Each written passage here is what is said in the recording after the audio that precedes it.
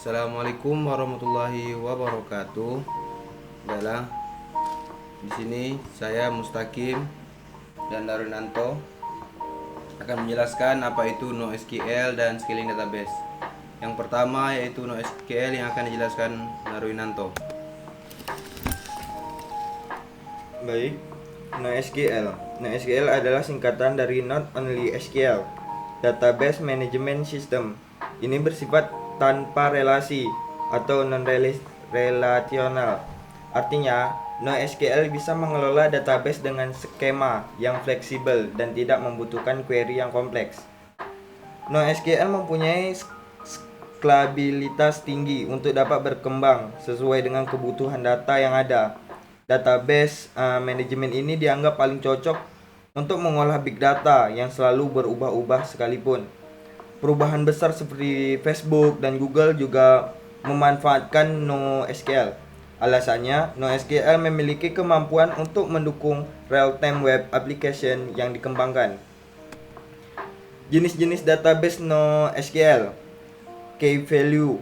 Jenis database ini menyimpan database dalam pasangan key atau value berbentuk tabel hash yang simple. Beberapa database key value yang populer adalah Redis, DynamoDB, dan RAG.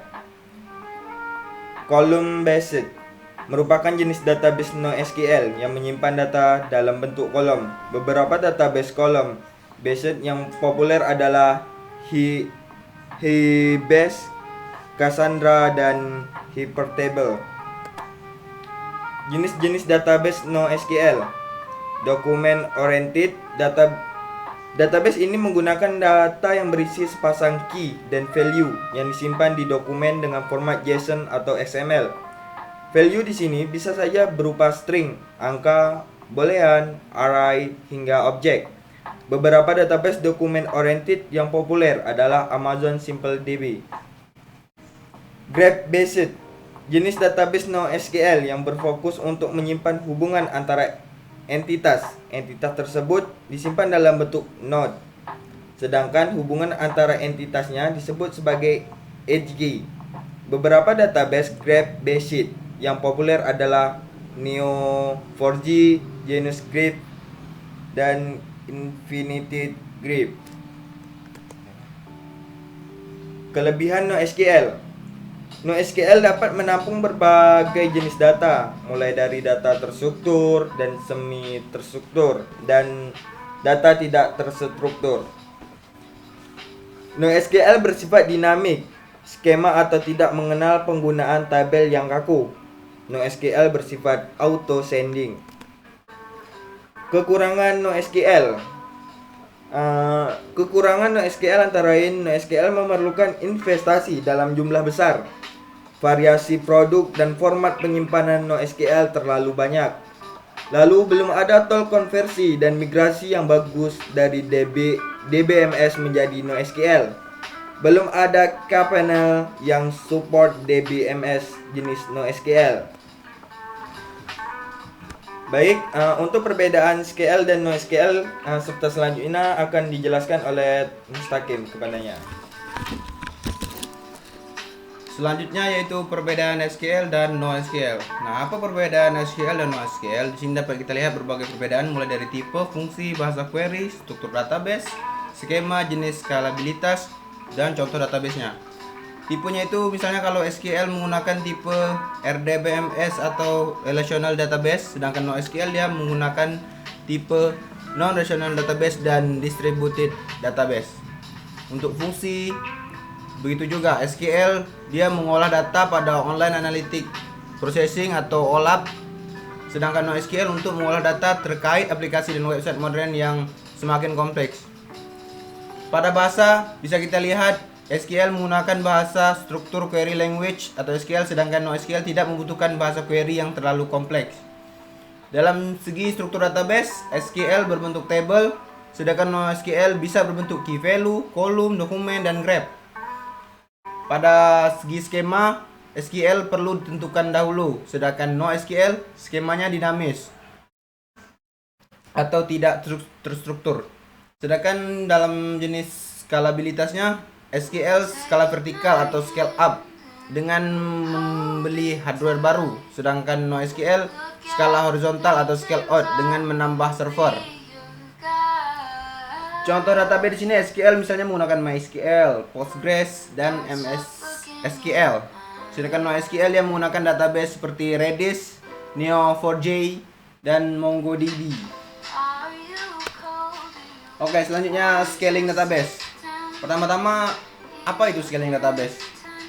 Scaling ini dia memiliki arti mengubah ukuran, bisa scale up atau scale down. Berarti mengubah ukuran ke atas atau mengubah ukurannya ke bawah. Scaling database ini tidak hanya diterapkan pada web application saja. Untuk membuatnya menjadi semakin robust dan powerful, scaling juga bisa menjadi perhatian besar terhadap pembangunan infrastruktur database. Nah, pertanyaan lainnya, kapan kita melakukan scaling database ini? Saat ini kan developer semua aplikasi pasti menggunakan database. Tidak hanya satu database, bahkan 2 atau 3 database.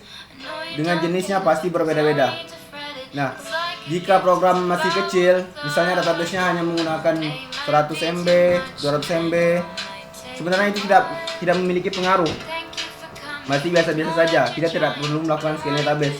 Namun pada saat program kita itu sudah database-nya itu datanya sudah menyentuh, misalnya sudah pakai tera ataupun ratusan giga. Nah, di sini pasti banyak masalah yang muncul. Misalnya query-nya lemot atau aplikasinya lemot. Nah, saat itulah kita memerlukan yang namanya scaling database. Oke, apa saja teknik scaling database?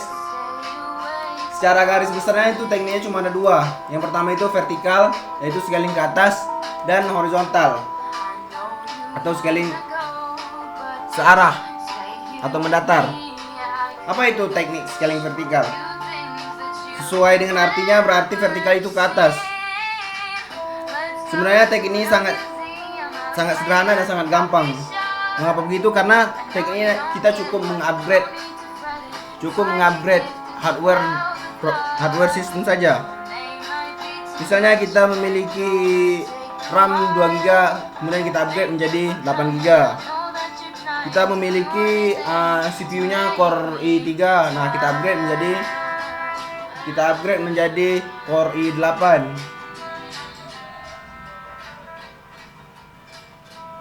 Selanjutnya misalnya kita memiliki hard disk-nya itu 200 GB, kita upgrade menjadi 1 tera. Nah, seperti itu. Teknik vertikal itu sangat mudah, kita cukup mengupgrade hardware yang kita miliki.